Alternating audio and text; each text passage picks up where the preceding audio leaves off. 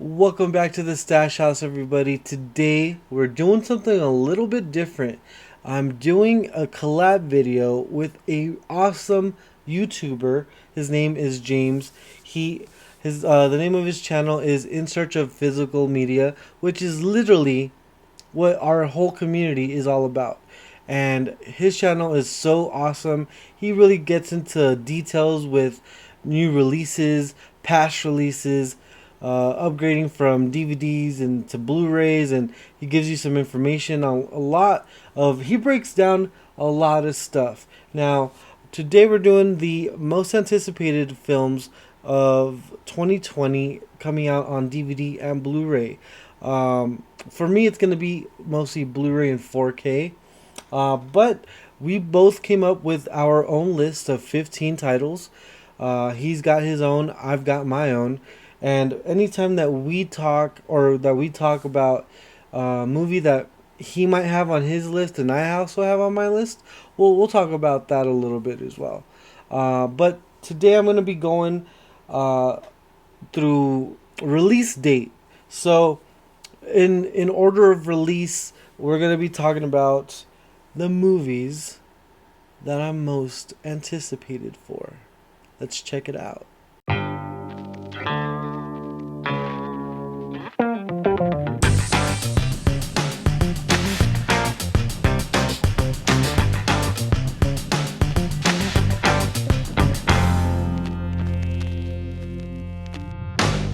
Okay, so first thing on the list, I have my phone here because I kind of needed to have a list going on here. I'm not going to be remembering all this stuff. It's kind of late at night. I had a long day. Let's get into it. So, October 20th, in like a week from today, we have the Back to the Future Steelbook edition in 4K. Now, Back to the Future is actually one of my favorite films. It's weird because I'm not in love with the second one, and I'm not in love with the third, but it's not bad. I actually do enjoy watching them, but to see them in spectacular 4K, it's gonna be amazing. Now, James also has this on his own list. Now, where it ranks, I'm not sure for him. For me, as far as some of these releases go, it's pretty high up there, but it's not the most anticipated film or films coming out this year. The next one is a week after that. We have October 27th, we have Parasite coming from the Criterion collection. Now, I might wait to buy it because I might be waiting for that sale that comes out in November from Barnes& and Noble. Of course, we have Parasite blew me away, man. I mean, it was one of those movies that I was not expecting anything from. I was just like, oh, okay, I've heard good things, but what's this really about? And after watching it, I was kind of wow. And it won Best Picture, and I was not expecting that. I think it was very, very. It's so weird, and I love it for that reason. But that's that. Criterion always kills it. I low key, I kind of wish they would do more. They would actually release like a 4K version. I know they remaster all their films in 4K, but it would be nice to actually get a 4K copy of Parasite, uh, with Criterion on the back end of that. But I mean, one can only wish, and I bet in a couple of years we'll be rebuying all these movies, upgrading them to the 4K versions whenever Criterion decides to release these films in 4K. Next thing on the list, November 3rd, we have V for Vendetta 4K Steelbook. For me, I'm a big Steelbook collector. I have a huge Steelbook collection. I actually already have V for Vendetta on Steelbook, but it was during the time when those Steelbooks were coming out Best Buy put them out, and I want to say it's one of the ones that have zero artwork inside of the actual steelbook, which really upsets me because I'm a big sucker for steelbooks. But when a company releases their steelbooks like that, that's really upsetting. There's no content inside, and that kind of just, that sucks, man. But the same day, man, I don't know how I'm gonna pay for this yet because Game of Thrones, the entire collection on 4K, is coming out, and of course I'm gonna get the steelbooks. But it's like, I think it's $200 plus. I'm not even sure. It's a little scary to think that I might be spending that kind of money on one set. But and I know a lot of people don't love the last season of Game of Thrones.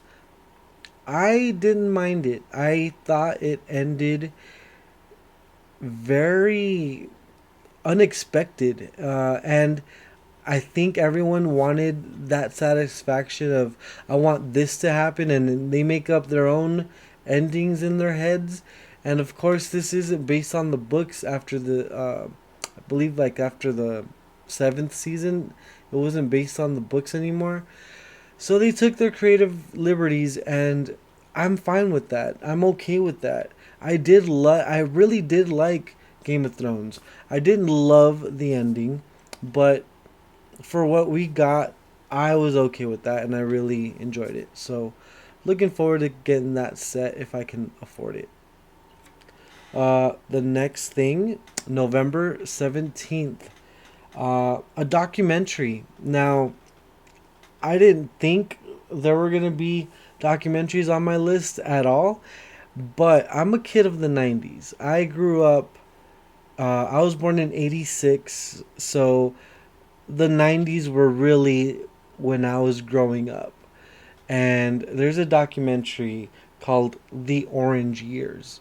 Now, I know for about 4 years they were trying to get this thing off the ground, doing Kickstarters and trying to get funding, crowdfund for this project. And it's finally getting released. I am actually looking forward to this thing. It's all about Nickelodeon. Nickelodeon, that was my jam back in the day.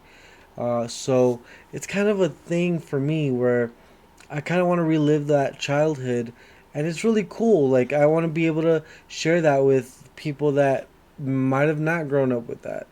And we had the best childhood. I'm sorry, but yes, the Orange Years. So that's the only documentary on my list, and I'm looking forward to that one for sure. The next thing I have here, The Irishman. Now, I know James and I both are looking forward to this one big time. Now, The Irishman for me, I thought was a masterpiece. It's not my favorite Scorsese film, as you can tell. I have, well, there's actually more posters back here. There's the Departed. We have Goodfellas, Casino, but The Irishman really took this. I uh, I don't. I'm a little bit of lost for words. It was it was Scorsese telling us that he could still do this thing, man. And I don't know how James feels about it, because I'm like super stoked about The Irishman. And I love that Criterion has actually released a couple of Netflix films already, including Roma, which I did pick up this last summer. Um, but yes, I'm really excited. I know you can watch The Irishman for free. Well, not for free, but if you have Netflix, you can watch it. And I know it's gonna be in 4K. Okay, that's fine. I didn't love the 4K. I didn't love the uh there was so much about that I didn't like. The look of it I didn't love. So here, I gotta think that there might be some kind of difference between the Criterion collection and the Netflix edition. I'm hoping that it's a little bit different because the I don't love the high dynamic range of of some of these movies sometimes. Like they go a little bit overboard. So I think Irishman was one of those where just like everything was like bleeding and I did not like it, but I love the movie, so I'm really looking forward to seeing that on Criterion. The same day we got Mad Max 4K, so the original Mad Max. It's not my favorite Mad Max. In fact, I really like Mad Max 2, or I guess you could say the Road Warrior. And this one's coming from Kino Lorber. I've never owned a Kino film. I know they release a lot of films, like a lot of Charlie Chaplin films, Buster Keaton films, and it's one of those companies that I've actually never gotten my hands on. But I'm looking forward to this one. Hopefully they don't disappoint. Uh, another movie the same day from Arrow is Cinema Paradiso. Parad Paradiso? Paradiso. But yeah, Cinema Paradiso. I believe it's an Italian film. I've never seen it. It's one of those films that every film buff has on their list of must watch films. And I'm not there and I apologize and I want to see this movie really bad. Now Arrow is doing a new thing, I think. I'm not really sure if they've released any prior films through their Arrow Academy program. But this is going to be kind of a cool one. It's going to be in 4K, so I mean, I've never even seen it in on DVD, so let alone, so it should be an experience to watch it in 4K. December 1st, we have one big franchise, and I don't love it, but I really want to like it, is Lord of the Rings and the Hobbit trilogy. Now, many of you might know this story already because I've told it before. But I've watched Lord of the Rings and I made the mistake of watching the extended cuts first. Now, had never seen them before, so watching them, I was like, okay, it's cool. All right. And I just wasn't really into it at the time. Now, going back to the very last film, which I believe is Return of the King. That was tough for me because I watched it and then it ended. It was ending. I was like, oh, really cool. It's ending kind of like Star Wars, where everyone's getting medals and oh, okay, whatever. Oh, cool, awesome. And then it kept going, and then it kept going, and then it kept going for like another 30 minutes. Man, I'm sorry, guys, but a movie shouldn't be ending for 30 minutes. And that's my biggest gripe with that franchise. And I never got to see the Hobbit films, so we'll see what happens. I'm excited slash not excited at the same time. But I know James might be. I'm not sure if he loves Lord of the Rings or not, but I want to know, James, do you love Lord of the Rings? And do you love all 50 endings of Return of the King? Because I know I didn't. That same day, December 1st, we got Chernobyl, which was the HBO series. And it's coming out in 4K, and it's the Steelbook version that, of course, I'm interested in. Now, that is wow. That's a very hard show to watch because ugh. I feel so terrible watching that film for the people that actually went through that and, of course, are no longer with us. But That was such a great film. I mean, not film, mini series. I can't wait to see that in 4K in a way. But yes, it's so good. The other film that is coming out December 1st is Leon the Professional. As many of you might know, I love Leon the Professional. It's one of my top 20 for sure films of all time. It's so good, man. I mean, now Leon the Professional makes me think that it's going to be the extended cut of that film, and that extended cut is very French. And I'll just leave it at that because I don't know how else to explain it. And I prefer the theatrical cut personally. Um, and yeah, I'll just say that it's a very French film, but I still love it. I still love it. I still love it. Gary Oldman. I love Mozart. Oh, he's so good. December 8th, we have both me and James both have two movies coming out this day that we're both big time looking forward to. I know I am for sure. I'm pretty sure James is. I think he's also a Godfather fan. I'm not sure, but as you can see, there we go, right back there. Michael Mann is one of my favorite directors. He directed Heat, which is my favorite Michael Mann film. And then after that, I guess you could say it's The Last of the Mohicans.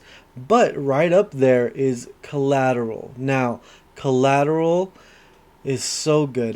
This is back when people were not taking Tom Cruise too serious. This was, I believe, in 2004, and but Michael Mann, I almost said Michael Bay, which is a I I'm so sorry, Michael Mann, if you're listening to this, which I know you're not.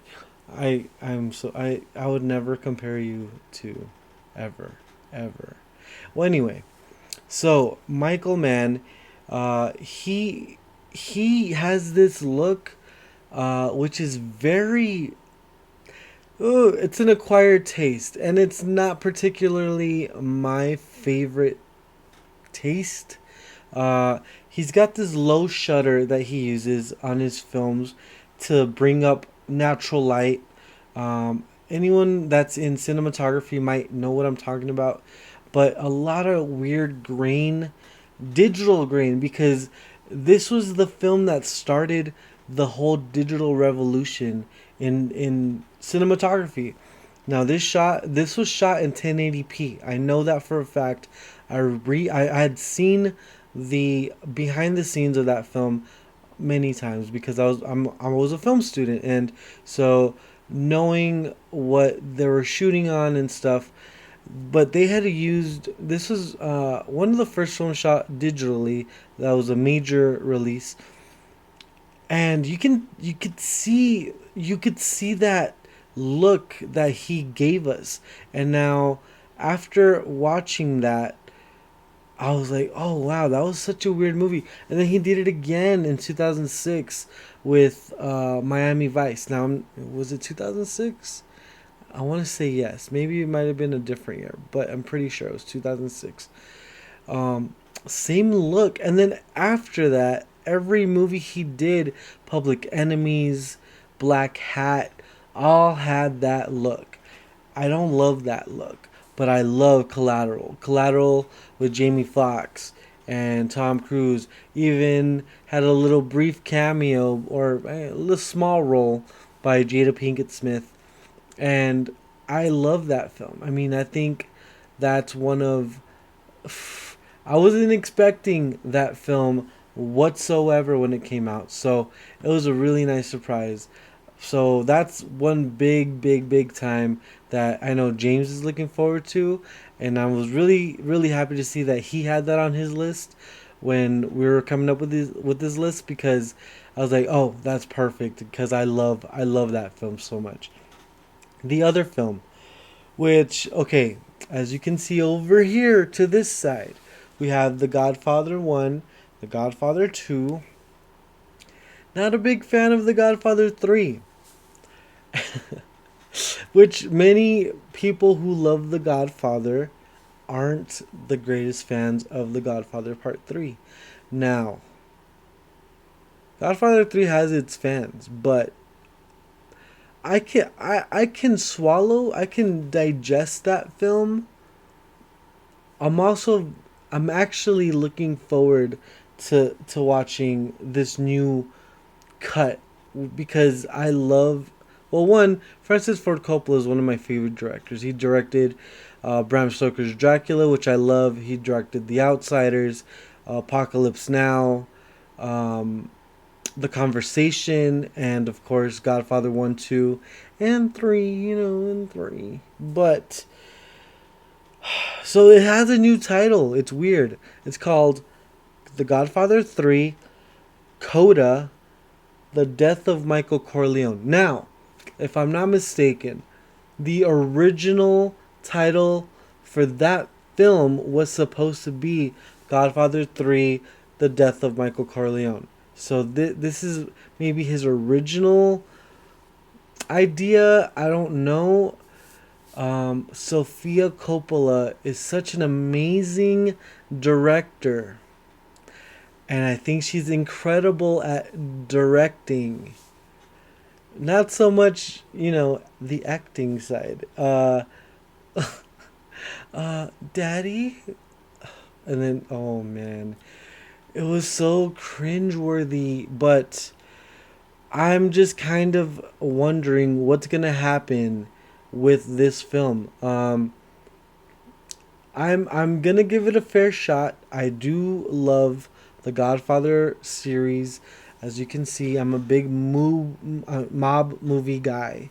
But Godfather 3 has always been one of those movies that was like, oh, I could not watch that and I'll be okay. And but this might actually change everything about it. Who knows? Maybe I'll watch it and I'll think it's a masterpiece and I'll be like, "Oh my god, why didn't they release this cut of the movie from the very beginning?" I'm not sure. I hope it's good cuz I'm going to watch it. I know James is going to watch it. It'd be fun to do like a review on that film when it comes out. It'd be fun to do something like that. Okay. I have two more on my list here. December 15th. One of my favorite films. This is in my top 10 favorite films of all time. It's Amores Perros by Alejandro Iñárritu. Iñárritu. I don't know how to say it. I'm Hispanic, but some of our last names are a little tough to say sometimes.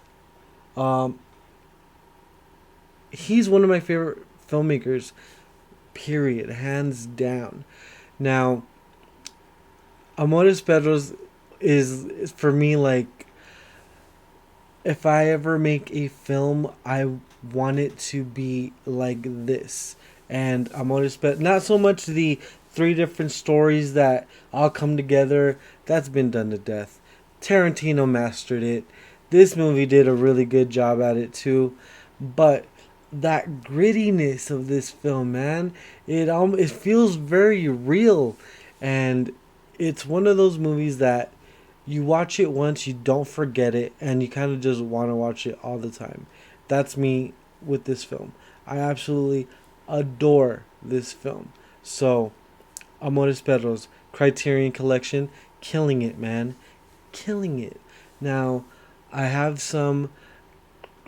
I wish there was a couple of other movies coming out on Criterion. Maybe I'll make that into a separate video. But for now, killing it. I love it.